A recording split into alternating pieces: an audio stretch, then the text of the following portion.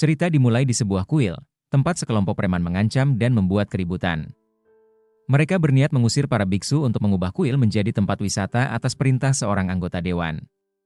Saat itu, muncul seorang biksu yang sedang berdoa, yang ternyata adalah pendeta Kim Hail, seorang pendeta pemarah.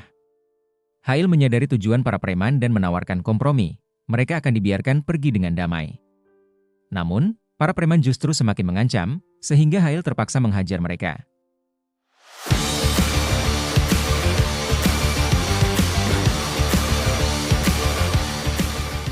Setelah itu para preman tersebut diamankan oleh polisi, dan ternyata ada seorang biksu yang merekam semua perbuatan preman di kuil tadi dan dijadikan sebagai bukti untuk menahan mereka. Sesudah selesai memberikan keterangan di kantor polisi, para biksu merasa bersyukur atas bantuan Hail, meski berbeda keyakinan. Sanghyun, seorang pemuda, adalah orang yang memperkenalkan masalah ini kepada Hail. Sanghyun bercita-cita menjadi pendeta hebat seperti Hail. Meskipun Sanghyun sering membuat Hail kesal dengan kejahilannya, Hail tetap peduli, apalagi mengetahui Sanghyun memiliki penyakit jantung bawaan. Tak lama kemudian, detektif Dayong, sahabat Hail, datang untuk memastikan keadaan. Dayong mengingatkan Hail agar tidak bertindak di luar yurisdiksinya. Namun, Hail dengan santai meyakinkan bahwa semuanya terkendali. Malam itu, mereka makan bersama di gereja Gudamgu, mengenang Pastor Lee yang telah wafat 5 tahun lalu. Dulu, Pastor Lee adalah satu-satunya orang yang benar-benar memahami Hail, sementara itu Sanghyun yang setelah turun dari bis, tiba-tiba diculik oleh sekelompok anak muda. Pemimpin kelompok tersebut menuduh Sanghyun mengetahui sesuatu yang terjadi malam sebelumnya.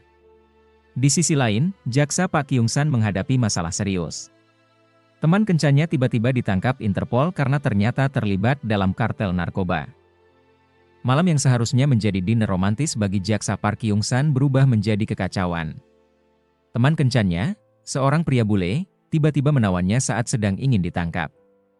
Namun, pria itu tidak menyadari bahwa Kyung-san adalah seorang jaksa yang terkenal, gila, dalam menghadapi lawannya. Dengan sigap, Kyung-san menjatuhkan pria tersebut. Meski demikian, polisi tetap menahan Kyung-san karena mereka mencurigainya terlibat dalam jaringan kartel narkoba. Hingga penyelidikan selesai, Kyung-san harus menjalani interogasi. Sementara itu di Korea, pendeta Kim Hail menerima email dari Keuskupan Kota Busan yang mengajaknya bergabung untuk mengajar. Mereka berharap Hail bisa menjadi pembimbing bagi para calon pastor. Namun, situasi di Busan semakin kacau akibat meningkatnya peredaran narkotika. Polisi menangkap seorang pria yang sedang teler dan mengamuk. Pria itu ternyata adalah anak seorang menteri, Kim In-soo, yang kerap lolos dari jerat hukum berkat campur tangan ayahnya. Jaksa Nam Do-hyun, yang sering menangani kasus Kim In-soo, merasa muak dengan ulahnya serta perlindungan yang diberikan oleh sang ayah. Di sisi lain, saat ibadah pagi, Sanghyun, seorang anak yang selalu mengikuti pendeta Hail, datang dengan tubuh penuh lebam dan wajah pucat. Meskipun Hail khawatir, Sanghyun tetap memaksa untuk ikut beribadah. Namun, di tengah ibadah, Sanghyun tiba-tiba pingsan. Ia segera dilarikan ke rumah sakit, di mana dokter mengungkapkan bahwa Sanghyun mengalami kerusakan otak dan gagal jantung. Kini, Sanghyun koma dengan peluang siuman yang sangat kecil. Bagi Hail, Sanghyun sudah seperti anaknya sendiri, dan kini ia harus menyaksikan Sanghyun terbaring tak berdaya. Detektif Dayong kemudian memberitahu bahwa dalam darah Sanghyun ditemukan jejak obat terlarang. Tim Hail, bersama Dayong, mulai menyelidiki untuk mengungkap kebenaran. Mereka yakin Sanghyun tidak mungkin menggunakan obat-obatan secara sukarela. Kasus ini menarik perhatian Jaksa Nam, yang bersikeras mengambil alih penyelidikan. Meskipun Dayong tidak setuju, Hail merasa ada yang janggal. Ia mencurigai bahwa pihak kejaksaan bukan hanya mengejar pengedar narkoba, tetapi juga menyembunyikan sesuatu yang jauh lebih besar.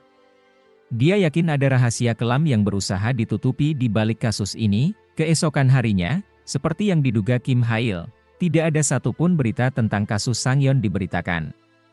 Semuanya seolah sengaja ditutupi. Masalah baru pun muncul. Di sekolah, Sanghyun dicemooh oleh teman-temannya dan dijuluki pecandu. Hail geram, merasa seharusnya mereka mencari tahu kebenaran terlebih dahulu sebelum mengejek. Seorang murid bernama Wang Yu mengatakan bahwa sehari sebelum pingsan, Sanghyun sempat menghubunginya dan menyebut satu nama, Jang Si-tae.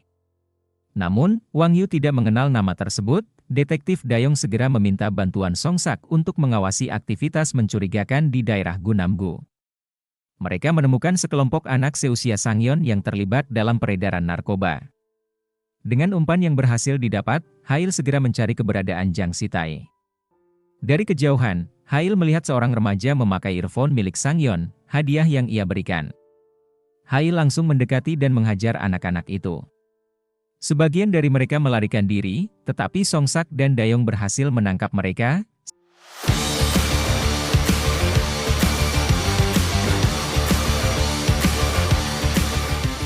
Saat diinterogasi, Si-tae mengakui bahwa ia sengaja mengincar Sangyeon karena Sangyeon memergokinya sedang menjual narkoba. Si-tae berharap dengan membuat Sangyeon kecanduan, ia akan menjadi seperti mereka. Hail merasa sangat terpukul membayangkan penderitaan yang dialami Sangyeon. Ia lalu menuntut Si-tae menyebutkan nama pemasok narkoba. Ketika Si-tae menolak, Hail mengancam akan membunuhnya. Si-tae, yang meremehkan Hail, berkata bahwa seorang pendeta tidak mungkin membunuh. Songsak menambahkan dengan nada dingin bahwa dulunya Kim Hail dikenal sebagai seorang psikopat, dan jiwa gelap itu bisa kembali jika Si-tae tetap bungkam. Ketakutan, Si-tae akhirnya menyebut nama pemasok, Gerald. Hail dan timnya segera melacak Gerald. Meskipun anak buah Gerald mencoba melawan, mereka tidak mampu menghadapi Hail, yang bertindak seperti malaikat maut. Dalam interogasi brutal, Hail menuntut Gerald mengungkap identitas bos besar di balik jaringan narkoba tersebut. Namun, Gerald bersikeras bahwa ia tidak tahu. Pemasok selalu berkomunikasi menggunakan nomor telepon yang terus berganti, dan keberadaannya tidak pernah diketahui. Satu-satunya petunjuk adalah nama yang sering muncul di grup obrolan mereka, Jebelut Api Busan. Tak lama kemudian, polisi tiba di lokasi. Mereka terkejut mendapati semua tersangka telah terikat, sementara barang bukti tersusun rapi. Pendeta Kim Hail dan timnya kembali berhasil menyelesaikan misi dengan cara mereka sendiri. Polisi juga terkejut saat ada kerumunan reporter yang sudah berjajar di jalan. Rupanya, Kim Hail-lah yang melaporkan kasus ini, memastikan publik mengetahuinya. Jaksa yang terlibat hanya bisa bertanya-tanya bagaimana orang ini bisa menangkap pengedar sebanyak itu dalam satu malam. Sementara itu, di gereja, Suster Kim mencoba menenangkan suasana karena mereka sudah tahu apa yang menimpa Sangyeon, dan Hail sudah menangkap pelakunya. Namun, kegelisahan Kim Hail tampak jelas. Ia terus memikirkan nama, Jebelut Api Busan, yakin bahwa sosok misterius ini adalah dalang yang beroperasi di Busan. Semua orang di gereja memahami maksud Hail. Mereka khawatir ia akan melakukan sesuatu yang tidak terduga. Sebagai pendeta pemarah dengan tekad membalas dendam atas penderitaan Sangyeon, Hail memutuskan bahwa langkah berikutnya sudah jelas. Ia akan pergi ke Busan, pusat operasi kartel narkoba tersebut. Tanpa membuang waktu, Hail mempersiapkan dirinya untuk berangkat ke Busan. Dia tahu pertempuran di Busan akan lebih besar dan berbahaya, tetapi itu tidak akan menghentikannya. Pendeta ini siap membawa misi pribadinya ke tingkat yang lebih tinggi, menegakkan keadilan dengan caranya sendiri.